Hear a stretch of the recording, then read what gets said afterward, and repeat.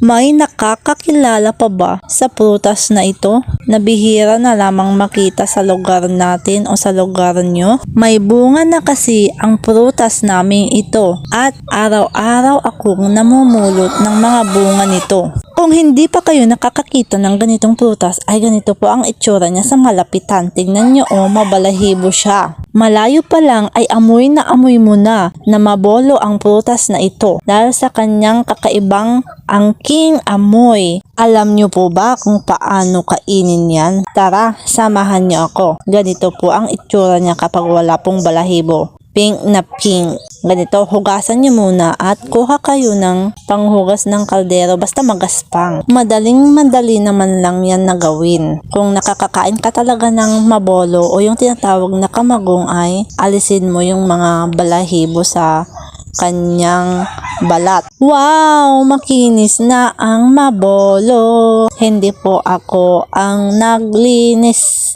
Si nanay ko po ang naglinis.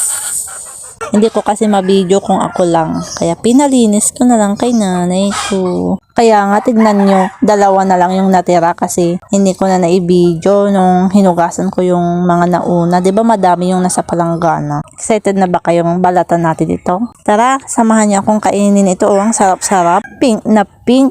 Sariwang-sariwa. Nililinisan pa ni nanay ko yung isa Red pala. Kala ko pink kasi ang pinagtingin ko Alam nyo ba, totoo to, na kapag kumain ka ng ganito, yung lumalabas na hangin sa'yo, alam nyo na yon yung mabaho. Ganito din yung amoy niya. Try nyong kumain ng ganito kapag may mga kaibigan kayong may prutas na ganito, hingi kayo at kumain kayo. Tara, excited na ba kayong kumain? Hindi ko na patatagalin pa. Alam ko, nakakakain na kayo ng mabolo o kamagong.